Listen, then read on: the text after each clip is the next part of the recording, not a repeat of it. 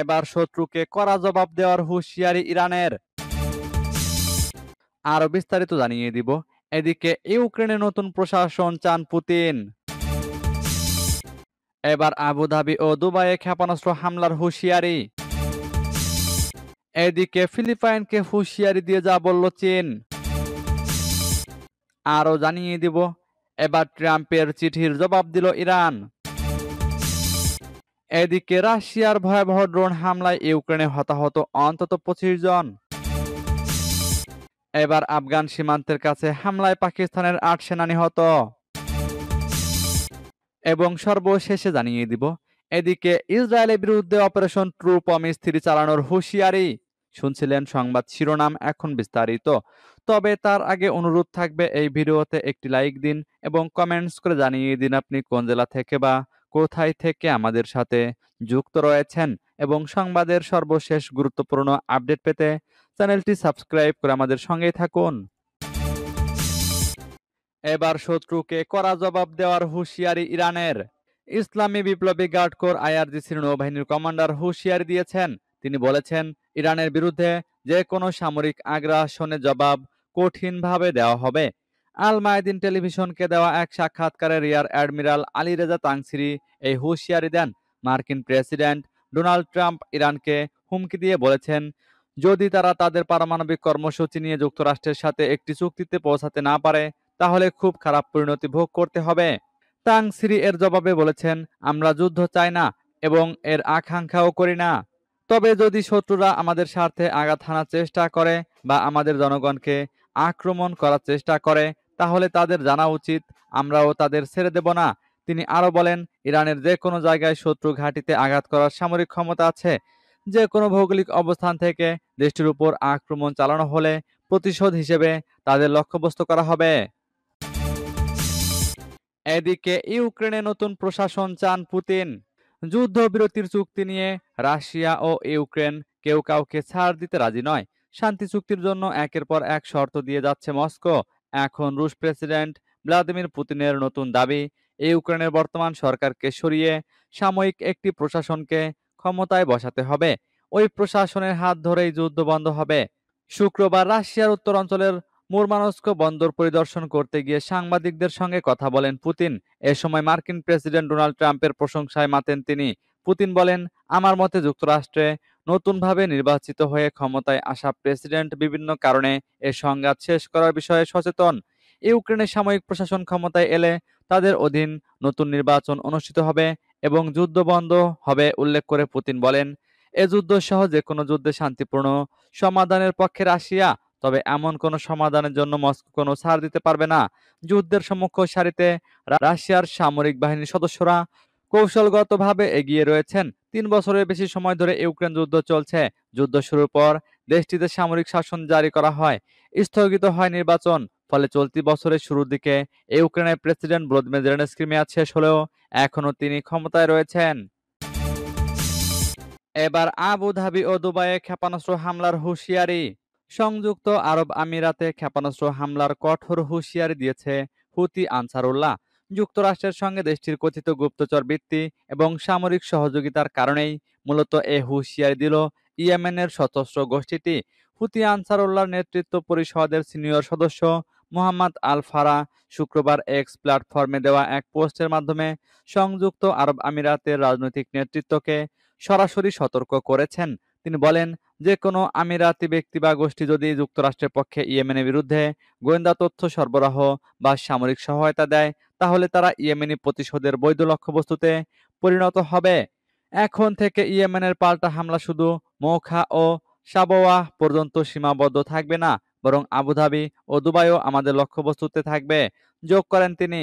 আল ফারা আরো বলেন, আমিরাতের এই বেপরোয়া কর্মকাণ্ড বিশ্বাসঘাতকতার শামিল, যার উপযুক্ত জবাব দেওয়া হবে।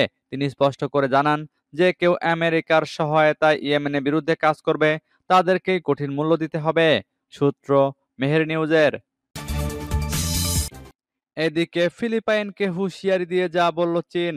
চীনের সামরিক বাহিনী শুক্রবার দক্ষিণ চীন সাগরে নিয়মিত টহলের অংশ হিসেবে সামরিক মহড়া পরিচালনা করেছে। চীনা পিপলস লিবারেশন আর্মির সাউদার্ন থিয়েটার কমান্ডের মুখপাত্র তিয়ান ঝুনলি এ তথ্য নিশ্চিত করেছেন।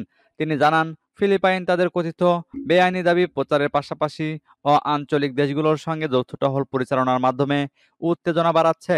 ঝুনলি বলেন, এ ধরনের কর্মকাণ্ড আঞ্চলিক শান্তি ও স্থিতিশীলতার জন্য হুমকি সৃষ্টি করছে এবং অস্থিতিশীল পরিস্থিতি তৈরি করছে। চীনা সামরিক মুখপাত্র হুঁশিয়ারি দিয়ে বলেন, আমরা ফিলিপাইনকে সতর্ক করে দিচ্ছি যেন তারা কোনো উস্কানিমূলক ঘটনা ঘটানোর চেষ্টা না করে এবং দক্ষিণ চীন সাগরে উত্তেজনা আর না বাড়ায়। বাইরের শক্তির উপর নির্ভর করা তাদের জন্য লাভজনক হবে না। চীনের এই সামরিক মহড়া এমন এক সময়ে অনুষ্ঠিত হলো, যার একদিন আগেই মার্কিন প্রতিরক্ষা প্রধান পিট হেগসেথ কমিউনিস্ট চীন থেকে আসা হুমকির বিরুদ্ধে ম্যানিলাকে সমর্থনের প্রতিশ্রুতি দিয়েছেন। এখন দেখার বিষয়, দক্ষিণ চীন সাগরে চীনের এই সামরিক মহড়া ও হুমকির কি জবাব দেয় যুক্তরাষ্ট্র ও ফিলিপাইন। সূত্র আনাদুলু এজেন্সির। এবার ট্রাম্পের চিঠির জবাব দিল ইরান। পরমাণু কর্মসূচি নিয়ে মার্কিন প্রেসিডেন্ট ডোনাল্ড ট্রাম্পের চিঠির আনুষ্ঠানিক জবাব দিয়েছে ইরান। এতে নতুন পরমাণু চুক্তিতে পৌঁছানোর আহ্বান জানানো হয়েছে। বৃহস্পতিবার ওমানের মাধ্যমে ট্রাম্পের চিঠির জবাব দিল তেহরান। ইরানের পররাষ্ট্রমন্ত্রী আব্বাস আরাঘচির উদ্ধৃতি দিয়ে এ খবর দিয়েছে ইরানের রাষ্ট্রীয় সংবাদ সংস্থা ইরনা। এতে বলা হয়, ওমানের মাধ্যমে আমেরিকার চিঠির প্রতিক্রিয়া পাঠানো হয়েছে। চিঠিতে ইরানি কর্মকর্তারা চাপের মুখে সরাসরি আলোচনা না করার বিষয়ে তাদের অবস্থান পুনর্ব্যক্ত করেছেন। তবে আরাগচি বলেছেন, তারা পরোক্ষ আলোচনার জন্য রাজি আছেন। জানুয়ারির শুরুতে হোয়াইট হাউসে প্রত্যাবর্তনের সময় জানুয়ারির শুরুতে হোয়াইট হাউসে প্রত্যাবর্তনের পর থেকে ট্রাম্প ইরানের সঙ্গে আলোচনার ইচ্ছা প্রকাশ করেন। তবে ইরানের প্রতিক্রিয়া বা আয়াতুল্লাহ আলী খামেনির কাছে ট্রাম্পের চিঠির বিষয়বস্তু সম্পর্কে কোনো বিস্তারিত তথ্য প্রকাশ করা হয়নি। এর আগে 12ই মার্চ তেহরান সফরের সময় আমিরাতের একজন সিনিয়র কূটনীতিক আনোয়ার গার্গাস ট্রাম্পের চিঠি ইরানি কর্মকর্তাদের কাছে হস্তান্তর করেন। সূত্র রয়টার্স, এপি, ইরনা ও মেহের নিউজের। এদিকে রাশিয়ার ভয়াবহ ড্রোন হামলায় ইউক্রেনে হতাহত অন্তত 25 জন। পূর্ব ইউক্রেনের দিনিপ্রো শহরে রাশিয়ার ড্রোন হামলায় কমপক্ষে 4 জন নিহত হয়েছে। এ ঘটনায় আহত হয়েছে আরও 21 জন। হামলার ফলে বহুতল ভবন, একটি হোটেল, সার্ভিস স্টেশন ক্ষতিগ্রস্ত হয়েছে এবং বাড়িঘরে আগুন ধরেছে। শনিবার ইউক্রেনের এক কর্মকর্তা এ কথা জানিয়েছেন। 3 বছরেরও বেশি সময় ধরে চলা ব্যয়বহুল যুদ্ধের পর মার্কিন প্রেসিডেন্ট ডোনাল্ড ট্রাম্প ক্রেমলিন এবং কিয়েভকে যুদ্ধবিরতিতে সম্মত হতে চাপ দেওয়ার পরেও রাশিয়া এবং ইউক্রেন উভয়ই তাদের বিমান হামলা জোরদার করেছে। দিনিপ্রো অঞ্চলের গভর্নর সের্গেই লিসাক সামাজিক যোগাযোগ মাধ্যম টেলিগ্রামে এই হামলা নিয়ে পোস্ট দিয়েছেন। সেখানে তিনি লিখেছেন, শুক্রবার দিনের শেষ দিকে রাশিয়া দিনিপ্রোতে বেশ কয়েক দফা ড্রোন হামলা চালিয়েছে। লিসাক বলেন, ড্রোন হামলায় 4 জন নিহত হয়েছেন এবং শনিবার ভোরে এক হালনাগাদ বিবৃতি পাঠিয়েছেন। সেখানে তিনি বলেছেন, আহতের সংখ্যা বেড়ে 19 জনে দাঁড়িয়েছে। তিনি বলেন, সন্ধ্যায় ইউএভি হামলায় দিনিপ্রোর বেশ কয়েকটি উঁচু ভবন ক্ষতিগ্রস্ত হয়েছে। প্রায় 1 ডজন ব্যক্তিগত বাড়িতে আগুন লেগেছে। গ্যারেজ এবং সার্ভিস স্টেশনগুলোতে আগুন লেগে যায় বলে জানান তিনি। এবার আফগান সীমান্তের কাছে হামলায় পাকিস্তানের 8 জন সেনা নিহত। আফগানিস্তান সীমান্তে পৃথক হামলায় পাকিস্তানের কমপক্ষে 8 সেনা নিহত হয়েছে। এ হামলায় একজন বেসামরিক লোকও প্রাণ হারান। শনিবার একটি পুলিশ সূত্র এএফপিকে জানিয়েছেন, উত্তর পশ্চিম খাইবার পাখতুনখোয়া প্রদেশে সশস্ত্র জঙ্গিদের বিরুদ্ধে নিরাপত্তা অভিযানে 7 সেনা নিহত হয়েছে। একটি বাড়িতে লুকিয়ে থাকা জঙ্গিরা নিরাপত্তা বাহিনীর উপর গুলি চালায়। কয়েক ঘন্টা ধরে চলা এই লড়াইয়ে সেনাবাহিনী যুদ্ধ হেলিকপ্টার মোতায়েন করে। 8 তালেবান যোদ্ধা নিহত হয় এবং আরও 6 জন সৈন্য আহত হয়। পুলিশ কর্মকর্তা মহসিন আলী এএফপিকে জানিয়েছেন, অপর এক ঘটনায় বেলুচিস্তানের আরও দক্ষিণে বিচ্ছিন্নতাবাদীদের মোটরবাইকে রাখা বোমার বিস্ফোরণে একজন সৈন্য এবং একজন বেসামরিক লোক নিহত হয়। গত মাসে এই অঞ্চলটিতেই আলোচিত ট্রেন আক্রমণের দৃশ্য দেখা গিয়েছিল। জঙ্গিরা শত শত যাত্রীকে জিম্মি করে এবং কয়েক ডজন অফ ডিউটি সৈন্যকে হত্যা করে। পৃথক আরেক ঘটনায় গোয়াদর জেলার মধ্য দিয়ে একটি সামরিক গাড়ি যাওয়ার সময় বিস্ফোরণে 3 সেনা নিহত এবং একজন বেসামরিক লোকও আহত হয়। অঞ্চলটিতে উল্লেখযোগ্য চীনা অবকাঠামো রয়েছে। এদিকে ইসরায়েলের বিরুদ্ধে অপারেশন ট্রু প্রমিস 3 চালানোর হুঁশিয়ারি। ইরানের সর্বোচ্চ নেতা আয়াতুল্লাহ আলী খামেনির একজন শীর্ষ সামরিক উপদেষ্টা নিশ্চিত করেছেন যে ইরান তার প্রতিশ্রুত অপারেশন ট্রু প্রমিস 3 পরিচালনার বিষয়ে অবিচল রয়েছে। মেজর জেনারেল ইয়াহিয়া রাহিম সাফাভি নামের ওই সামরিক উপদেষ্টা শুক্রবার এ কথা বলেন। তার ভাষায়, যদি এখনো ট্রু প্রমিস 3 বাস্তবায়ন না হয়ে থাকে, তাহলে নিশ্চয়ই এর পেছনে কৌশলগত কারণ রয়েছে।